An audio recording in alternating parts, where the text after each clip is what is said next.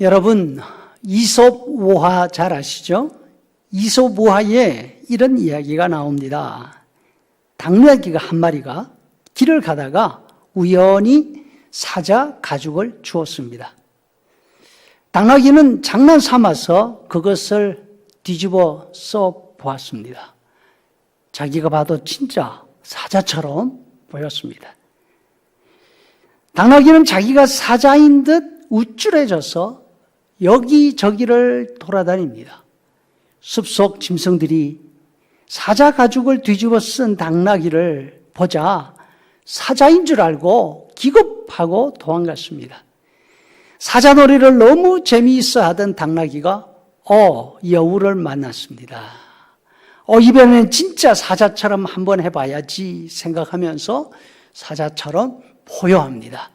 내 이놈 버릇없는 여우야, 내가 너를 잡아먹으러 간다.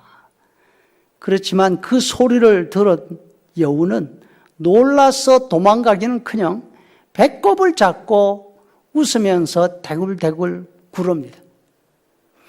야, 이 멍청한 당나귀야, 네가 소리만 지르지 않았더라도 나는 무서워서 벌벌 떨었을 거야. 여러분, 겉은 사자 가죽인데 그 소리는 사자의 우렁찬 포효가 아니라 깽깽거리는 당나귀의 소리였던 것입니다. 아무리 사자 가죽을 쓰고 힘있는 척, 멋있는 척 해도 당나귀는 당나귀입니다. 예수님이 세례자 요한에게 세례를 받으신 후 광야로 가십니다. 그곳에서 40일간 금식하실 때에 마귀가 찾아와서 예수님을 유혹, 다시 말해서 시험합니다. 당신 하나님의 아들이잖아. 왜 배고프게 그러고 있어? 이 바위들 다 빵으로 만들어 먹으면 좀 좋아? 예수님이 대답하십니다. 아무리 목구멍이 포도청이라 하지만 사람들이 빵으로 사는 거 아니야. 두 번째 시험에서 마귀가 말합니다. 마귀도 실력이 상당합니다. 세상 권세, 세상 영광이 얼마나 위대하고 매력적인지 순식간에 예수님한테 보여주면서 자기에게 엎드려 절하라고 합니다. 그러면 이 모든 것을 당신에게 주겠다 합니다. 세상 권세와 영광이 원래부터 자기 손에 있기 때문에 자기가 원하기만 하면 자기가 원하는 누구한테든지 줄 수 있다고 합니다. 하지만 예수님은 마귀의 정체를 잘 알고 계셨습니다. 이렇게 말씀하십니다. 마귀는 거짓말쟁이요, 거짓말의 아비이다. 처음부터 살인자였고 진리 쪽에 서본 적이 없다. 거짓말할 때마다 제 본성을 드러낸다. 그리고 유대인 지도자들에게 말합니다. 너희도 마귀를 닮은 마귀 자식들이구나. 마귀는 예수님 앞에서 자신의 세상 모든 권세에 있는 세상의 독재자, 임금인 것처럼 자랑하고 있지만 거짓말이었습니다. 하나님은 세상 권세를 마귀에게 주신 적이 없습니다. 오히려 마귀는 하나님의 자리를 차지하려고 했다가 하늘에서 쫓겨난 그런 존재입니다. 추방자 처지에, 죄인 처지에 하나님을 모르는 사람들에게 자신이 하나님과 맞설 수 있는 세상 통치자이고 세상의 영광을 자기 마음대로 누구한테든지 주었다 뺏었다 할 수 있다고 이야기합니다. 그러면서 사람들을 자기 앞에 굴복시키려고 하는 것이죠. 반면 예수님의 자세는 완전히 다릅니다. 오늘 본문에 보니까 예수님은 내 좌우편에 앉는 것, 그거는 내가 누구에게 줄 수 있는 것이 아니라고 하십니다.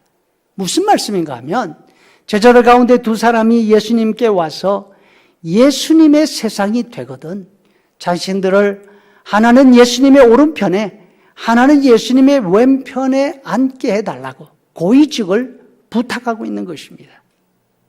그럴 때에 예수님이 말씀하십니다. 그것은 모든 만물의 주인이신 하나님의 권한에 속한 것이라고. 제자들이 예수님께 묻습니다. 예수님이 세상 왕이 되셔서 하나님 나라를 세우실 때가 언제입니까? 예수님이 마음만 먹으면 하실 수 있는 거잖아요. 이 뜻으로 지금 묻고 있습니다. 그때 예수님이 대답하십니다. 그 날과 그 시간은 아무도 모른다. 하늘의 천사들도 모르고 아들도 모르고 오직 아버지만 아신다. 당신이 하나님의 아들이지만 하나님이 하실 일, 하나님의 권한에 속한 일을 자기 마음대로 행사할 수 없다고 분명히 선을 그으셨습니다. 마귀는 하나님의 피조물입니다.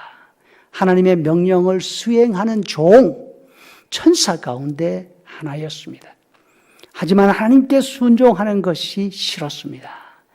자신이 하나님 자리를 차지하고 싶었던 것입니다. 지금도 하나님과 맞서고 하나님 행세를 하려고 하지 않습니까? 그러나 하나님이 허락하신 시간이 지나면 마귀는 영원한 감옥에 갇히게 될 것입니다. 예수님은 당신이 어디에서 왔고 어디로 가는지를 알고 있으시다고. 나는 내 마음대로 오고 내 마음대로 가는 사람이 아니라고 말씀하십니다. 하나님의 유일하신 아들인 예수님께서 하나님의 뜻에 따라 세상을 만드시고 하나님의 뜻을 따라 이 땅에 오시고 십자가를 앞에 두시고 기도하시면서 내 뜻대로 마시고 아버지의 뜻대로 하옵소서 기도하시면서 아버지의 뜻을 따라 십자가에 달려 죽으셨습니다. 예수님의 삶을 돌아보면서 우리가 깨닫는 것은 성도들의 가장 귀한 덕목은 순종입니다. 자신의 위치를 정확하게 아는 겸손입니다. 그래서 성도들에게는 내 것이 아닌 것을 내 것이 아니라고 말할 용기가 필요합니다. 세상 사람들은 아무리 착한 사람도 자신의 목표를 말합니다. 자신의 성공을 말합니다. 반면에 우리 예수님은 자신의 목표가 아니라 하나님의 뜻을 말씀하십니다. 자신의 성공이 아니라 자신의 사명을 말씀하십니다. 성도 여러분, 마귀는 세상의 왕이 되고 싶은 자신의 목표를 향해서 달려갔습니다. 그리고 그 목표를 향해서 거짓말도 가리지 않았습니다. 예수님은 하나님이 자신에게 맡기신 임무, 다시 말해서 사명을 향해 달려가셨습니다. 하나님의 뜻을 이루어 드리기 위해서 섬기는 자로 이 땅에서 사셨고 자신의 목숨을 우리를 위한 대성물로 주셨습니다. 아무것도 아닌 우리를 위한 대성물 말입니다. 예수님을 믿고 예수님의 삶이 옳다고 인정하고 믿는 우리들은 예수님처럼 하나님께서 맡기신 사명이 무엇인지를 알고 그 사명을 위해서 하나님의 뜻에 순종할 수 있는 그런 사람, 그런 삶을 살아가야 될 줄로 믿습니다.